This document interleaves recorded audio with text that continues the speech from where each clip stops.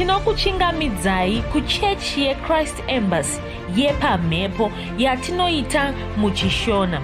Iko zvino hapachina chikonzero chokupedza svondo rose usina kupinda chechi, nokuti painopindwa unenge usipo, kuda wakanga uri kubasa pakaenda vamwe kuchechi, kuda wakanga uri parwendo, kuda chechi yeChrist Embassy haisati yakuwanikwa kwaunogara, kana kuti unofarira hako kudzidza shoko raMwari nechishona. Ino ndiyo yave chechi yako. Chipinda tinamati. Haleluya. Tinosangana zvekare pamunamato wedu weChrist Embassy watinoita pamhepo muchishona, ndichiimba kuti makava nesvondo rakanaka. Zvekare ndichiimba kuti makagona kubatana nesu pazuva guru rekunamata, zuva ratanga tiri kunyengeterera nyika yedu, dzinyika dzedu, tichishandura zvinhu, tichigadzirisa zvinhu. Takatoziviswa nechekare kuti Satani anga achida kuita zvokuvandira, achida kuunza zvakewo, zvirongwa zvakewo, achida kuti nyika ino ifambe negwara raanoda iye. Asi kubva mugore ra2020 tanga tiri kuzvirambidza, tichiri kuzvirambidza, uye zviri kubvurovara zvese. Hapana chiri kubudirira, nokuti isu tichiri pano panyika. Inguva yedu sevatsvene vaMwari, inguva yedu sevaKristu yokudzivisa zvose zvingada kuitwa naSatani. Hatifaniri kungogara takapeta maoko takatarisa tichiona Satani achiita zvaanoda. Haisi nguva yake, haana mvumo yacho, haana simba racho, haatozvigoni. Haleluya. Saka ndosaka tiripo isu vaKristu, ndosaka tiripo isu vatsvene vaMwari.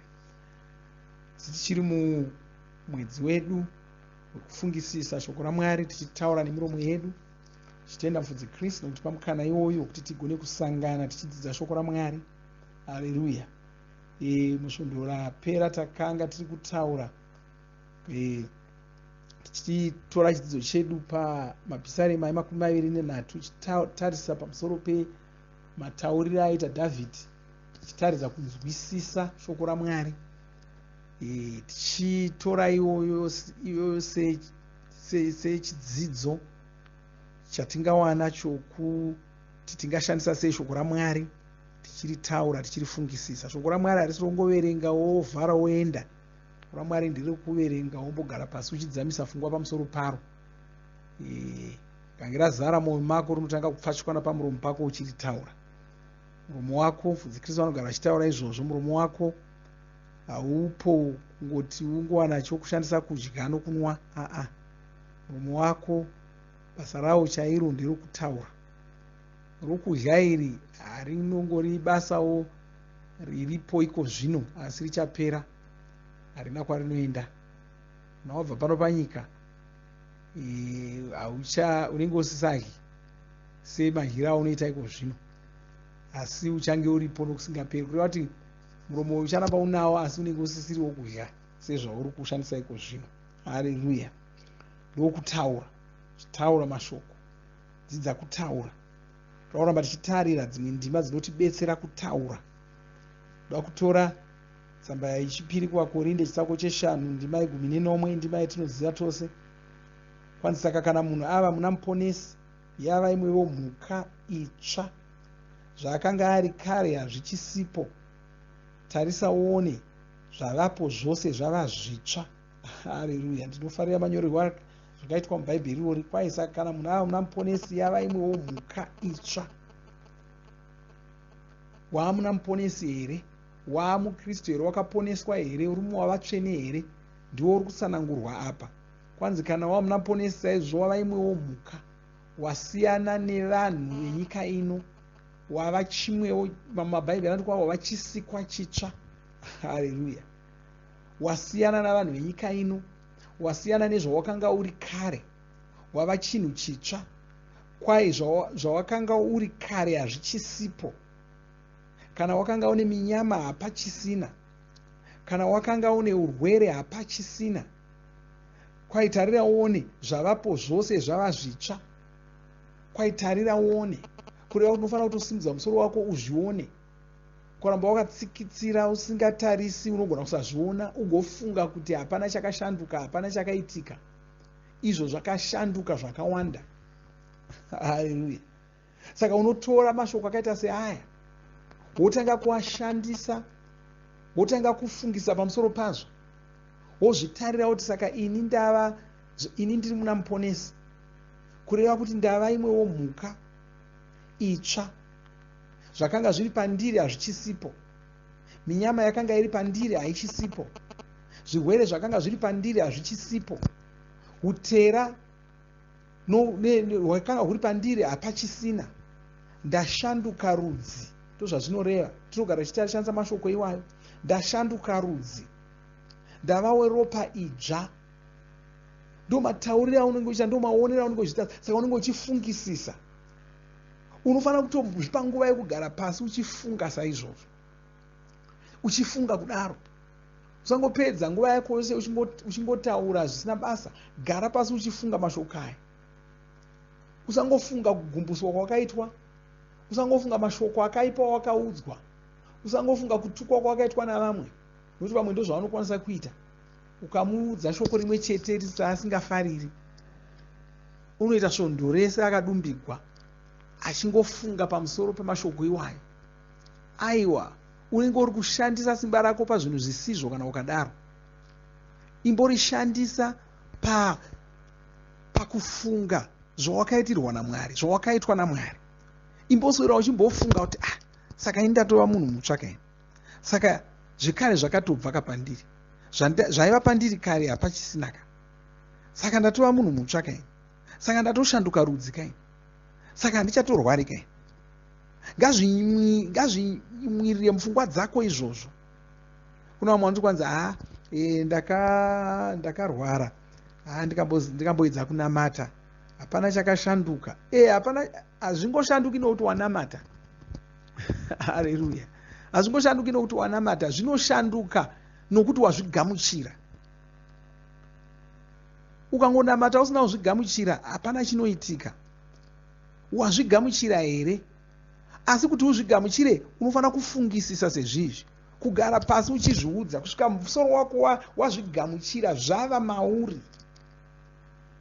Zvikange zvazara mupfungwa dzako, usisafaniri kuita zvokuzvirangarisa, zvazara mupfungwa dzako. Haleluya. Zvakafanira, ndinowanzoda kushandisa nyaya yekutya kunoita vanhu nyoka. Ndinowanzoda kushandisa izvozvo kutsanangura chinhu ichochichi. Tichikura, munhu achikura anongokura achingoudzwa, anokutaridzwa kunzi nyoka yakashata, nyoka yakaipa, inouraya, inoruma, inodai. Saka vanhu vazhinji vanotya nyoka nokuda kwaizvozvo. Vanhu vakawanda havadi kuona nyoka nokuda kwaizvozvo. Kutya kwavanoita nyoka kwatova muropa ravo, kwatova munyama yavo, zvokuti kana akangoiti kuiona kudaiwo, anozosara ofunga, atomanya mitunhu achitiza. Ndo panozotanga kufunga kuti kudai ndairova, kana kuti dai zvandadonhesa chikwama changu zvandadai. Zvamaari, kuitya kwamaari zvokuti hatangi afunga asati aitiza. Anozofunga apedza kutiza. Zvamaari. Ndo zvimwe chete zvinofanira kuitika kwauri. Unofanira kunzwisisa shoko raMwari, kunzwisisa kuti washanduka rudzi, kusvika pakuti nyangwe ukanzwa kurwadza muviri mako hautangi kuzviona somurwere.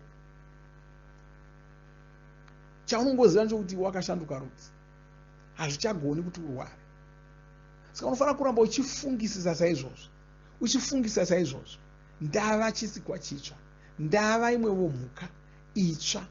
Zvinhu zvaiva pandiri kare hapachisina kana chimwe, zvose zvakabviswa, hapana chiri mandiri. Ndima inotevera yachona kwanzi, uye zvinhu zvose izvi zvitsva zvakabva kuna Mwari. Zvose zvava mauri zvitsva izvi zvakabva kuna Mwari. Kuna Mwari hakubvi zvinhu zvakashata, kuna Mwari hakubvi urwere. Kuna vamwe vanhu vanofunga kuti Mwari vanopa urwere. Mwari havapi urwere.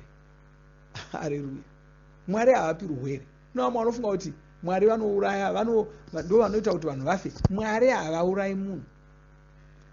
Pavakasika munhu kekutanga, vakatomuyambira vakati usadya muti uri muti uyu, ukaudya unofa. Nemhaka ye vakataura kuti ukaudya unofa, nokuti munhu aisafanira kufa.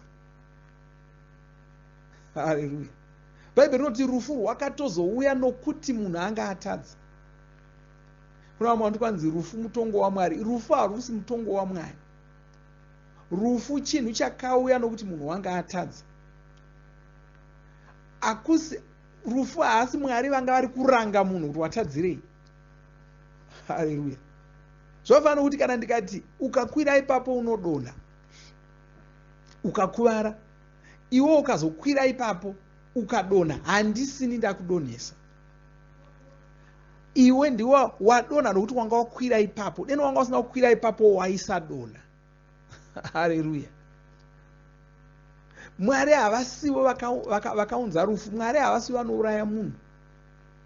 Sokutaura kwandaita munhu wavo pavakasika munhu wavo aifanira kutorarama nokusingaperi munhu iyeye. Ndo zvatinoona mashoko avo vakati unozongofa chete kana ukadya muti uyu, ukarega kuudya haufi. Deno Adhamu asina kuudya asina kufa. Angadai aripo nanhasi. Uye kutaridza kuti munhu wanga asikwa kuti ararame kwenguva yakareba. Adhamu wacho yeye kunyange apedza kutadza kudaro wakatomboita asachabata churu chamakore ari mupenyu. Akaita asachabata churu chamakore ari mupenyu. Kuna vamwe vanofunga kuti nyama inofanira kuneta. Kana ukange wasvitsawo makore 60, 40, 50, nyama inenge yanetawo. Makazvinzwa nani? Haleluya. Bhaibheri harina kumbodaro. Mwari havana kumbodaro.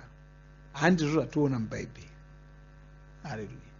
Wakangoona vamwe vanhu vachiti vasita makore 40 nyama yavo yanga yaneta. Ndokubva utofunga kuti saka kana munhu akaita 40 emakore nyama yake inofanira kuneta. Wakangoonawo munhu makuhwa hawo kutofamba nawo. Haleluya. Mwari pachavo tichiona vachitanga kusika munhu akaposa aita churu chemakore ari mupenyu. Makore iwayo autoverenga mubhaibheri haasi enhema. Kuti kuna vamwe vanoti titaridzei kuti ichokwadi here, munozviona papi? Ndo patozviona mubhaibheri. Bhaibheri ndo rinotitaurira chokwadi. Haleluya.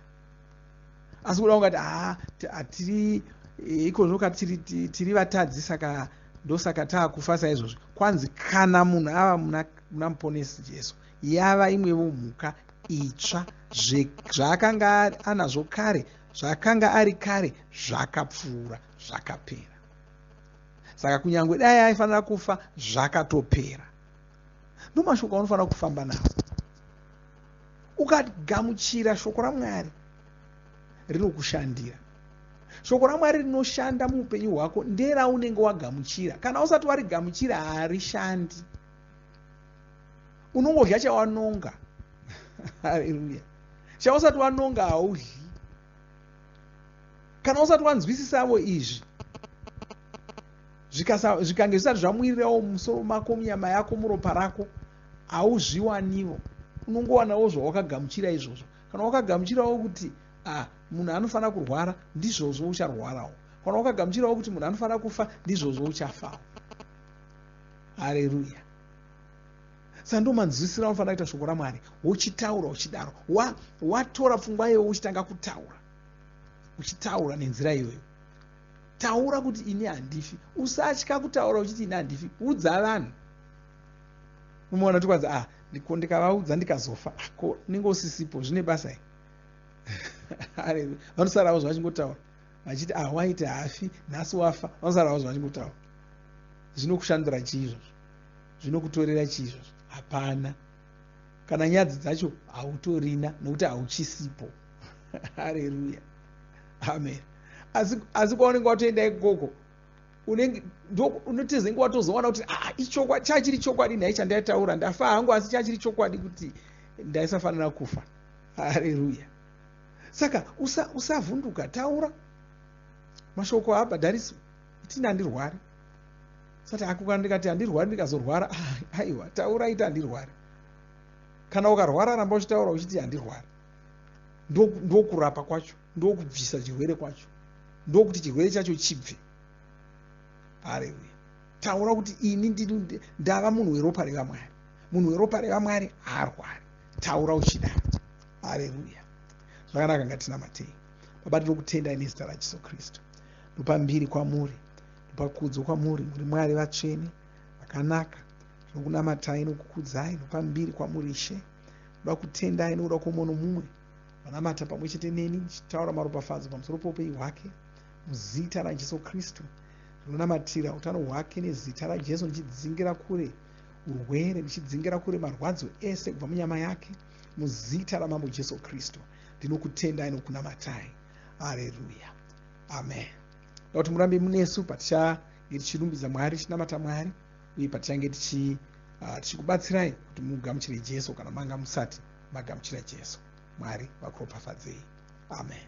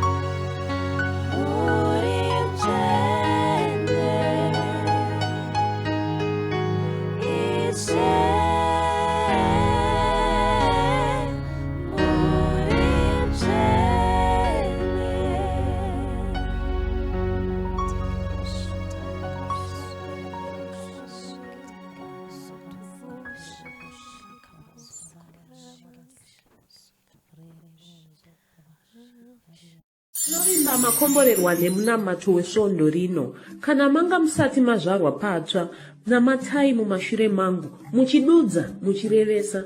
Taurai muchiti, Mwari vari kudenga, ndinouya kwamuri, ndinokoka Jesu, kuti vapinde mumwoyo mangu. Ndinokumbira kuti Jesu vatonge upenyu hwangu. Ndinopupura kuti Jesu ndivo vavaishe wangu.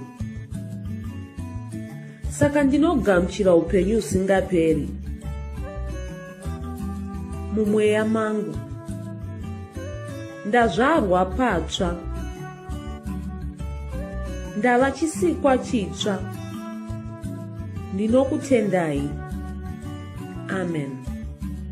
Makorokoto mazvarwa patsva, tinokugamuchirai muchechi yeChrist Embassy.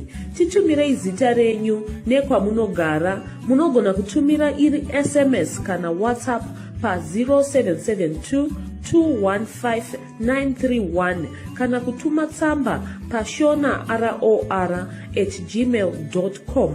Muchida kupa mpiro yenyu neEcocash, rovai namba *151*2*5*58225 motevera zvinenge zviri kutaurwa neEcocash ipapo. Kana muine nhare dzemazuva ano, munogona kushandisa KingsPay kupa mpiro yenyu. Shandisai kodi inoti TNIOG nemavara makuru. Tinoda kukuzivisai zvinotevera. Tinokurudzira kuti musadarikwe nezvidzidzo zveRhapsody. Zvidzidzei kuti shoko riwande mamuri, mugone kumirisana nezvinhu zvinonetsa muupenyu. Tinodavo kuzivisa vane nhare dzeEconet kuti *205# vava kugona kuwana Rhapsody panhare dzenyu kunyangwe musina WhatsApp. Rovai nhare idzi muwane Rhapsody panhare dzenyu zuva rimwe nerimwe. Munorova *205#, mosarudza daily devotional. Subscribe, shona Rhapsody muchishona. Munamato uno munoubata pa WhatsApp, pa radio, pa YouTube panoti Shona Online Church, pa www.ce-shonachurch.org, nepa vcc.rhapsodyofrealities.org. Tinokumbira mutizivise kana muri kutibata pane imwe yenzvimbo idzi. Kana pari painternet, munogona kunyoresa muchiti pazita renyu. Kana pari pa WhatsApp, tinyorerei tigopota tichikutumirai zvimwe zvidzidzo, kana kutitumira SMS pa 0772 166 928. Ivai nesvondo rakanaka.